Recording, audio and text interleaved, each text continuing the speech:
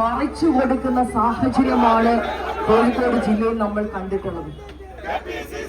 അതിന്റെ ഓരോ പ്രൊജക്ടിനെയും ഓരോ ദിവസത്തെയും ലീനുമായിക്കൊണ്ട് മുഹമ്മദ് റിയാസ് എന്ന് പറയുന്ന മരാമത്ത് വകുപ്പിന്റെ മന്ത്രി നമ്മുടെ മുന്നിലെത്തിയിരുന്നെങ്കിൽ കഴിഞ്ഞ കുറെ ദിവസമായിക്കൊണ്ട് ഈ മരാമത്ത് വകുപ്പിന്റെ മന്ത്രി ഈ തകർന്നു പോയിട്ടുള്ള റോഡിന്റെ കുളിമാടത്തിൽ എവിടെയോ ഒളിഞ്ഞിരിക്കുന്നതായൊക്കെ ഈ വേദിയിലേക്ക് കടന്നു വന്നതുകൊണ്ട് എന്റെ ഒരു പ്രസംഗം ഞാൻ ദീർഘിക്കുന്നില്ല.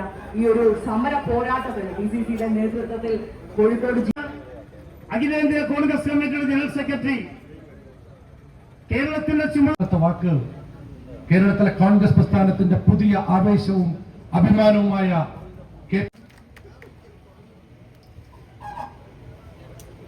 പ്രിയപ്പെട്ട DCC president advocate Praveen, Shri Deepadas Munshi, നമ്മുടെ വർക്കിംഗ് പ്രസിഡന്റ് പ്രിയപ്പെട്ട ശ്രീ ഷാഫി പറമ്പിൽ, നാഷണൽ ഹൈവേയുടെ ഗുരുതരമായ തകർച്ചയ്ക്കെതിരെയുള്ള കോഴിക്കോട് ജില്ലാ കോൺഗ്രസ് കമ്മിറ്റിയുടെ സമരം കോൺഗ്രസ് പ്രവർത്തകരുടെയോ കോൺഗ്രസ് നേതൃത്വത്തിന്റെയോ മാത്രം സമരമല്ല, ഇത് കേരളത്തിലെ ജനങ്ങളുടെ സമരമാണ് എന്ന് പറയാൻ ഞാൻ ആഗ്രഹിക്കുകയാണ്.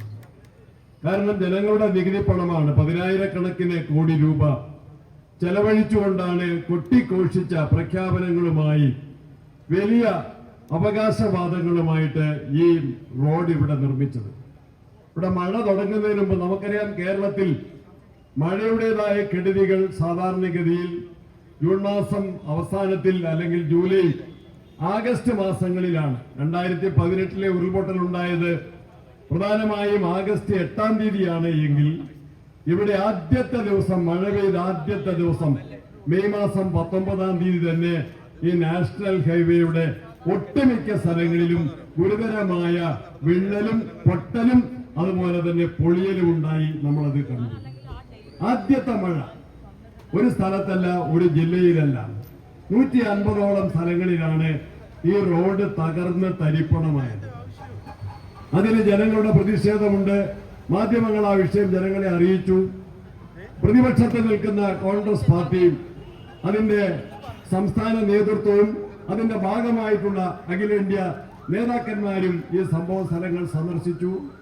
നമ്മളുടെ പ്രതിഷേധം, ഇതിനെക്കുറിച്ച് അന്വേഷിക്കണം എന്നാവശ്യം വളരെ ന്യായമായിട്ട് പറഞ്ഞു. ഞാനതിന്റെ വിശദാംശങ്ങളിലേക്ക് കടക്കുന്നില്ല. ഇവിടെ നിയമ സംവിധാനങ്ങൾ അനുസരിച്ചുകൊണ്ട് പാർലമെന്റിന്റെ പബ്ലിക് അക്കൗണ്ട് കമ്മിറ്റി ചെയർമാൻ പ്രവർത്തിച്ചപ്പോൾ കേന്ദ്ര ഭരണകക്ഷിക്കാർക്ക് പോലും ആ കാര്യത്തോട് വിയോജിക്കാൻ കഴിയില്ല. കാരണം അത് പാർലമെന്റിന്റെ നടപടി ചട്ടങ്ങളുടെ ഭാഗമാണ്. ഷാഫി അതിവിടെ വിശദീകരിക്കും. പക്ഷെ നമ്മുടെ സംസ്ഥാന മന്ത്രിക്ക് കേന്ദ്രത്തെ വെറുപ്പിക്കാൻ കഴിയില്ല.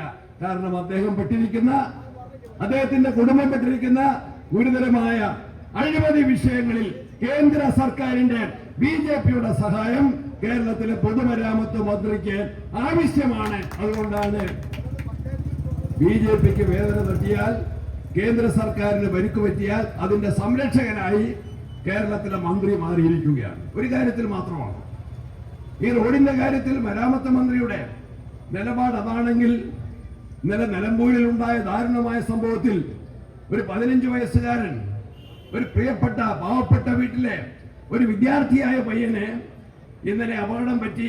ആ കുട്ടിയുടെ ദാരുണമായ മരണം നമ്മൾ കണ്ടു. അതിൽ വേദനിക്കുന്നവരാണ് എല്ലാവരും. കേരളത്തിലെ വനമന്ത്രി എന്താണ് ചാടിക്കയറി ഒരു അന്വേഷണം നടത്താതെ പറഞ്ഞത്?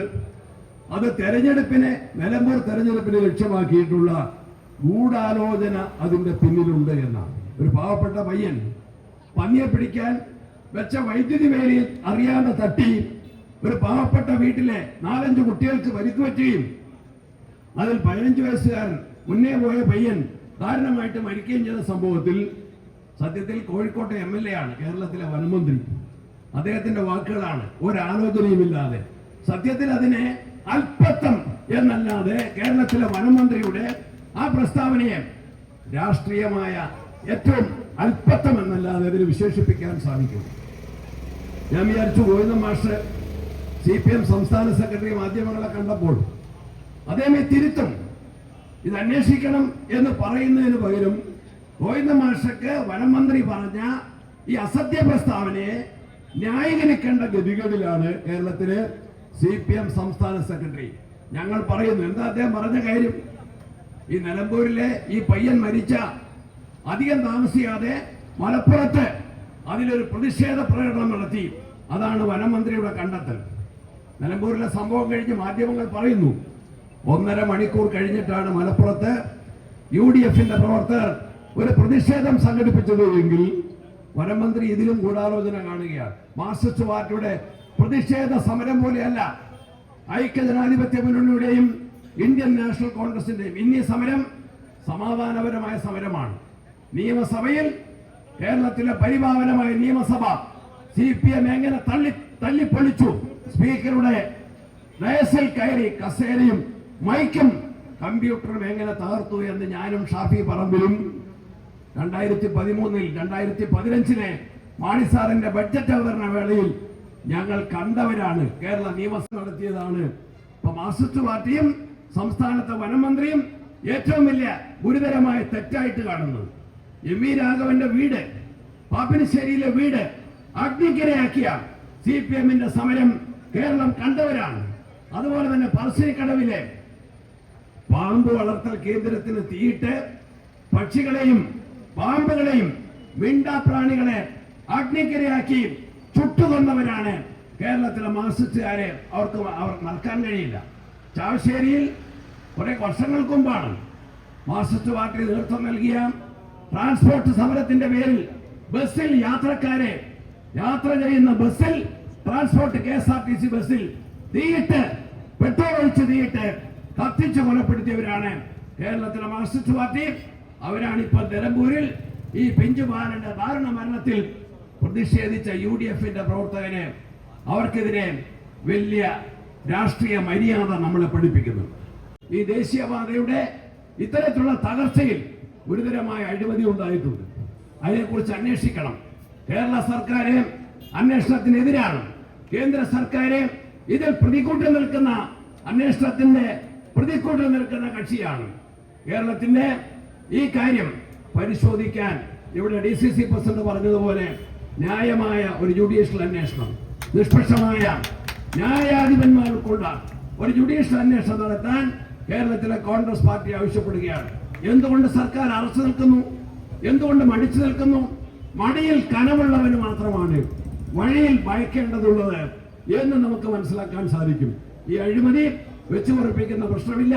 ഈ അനീതിക്കെതിരെ ഒറ്റക്കെട്ടായി സമരവുമായി ജനാധിപത്യ കേരളം മുന്നോട്ട് പോകും.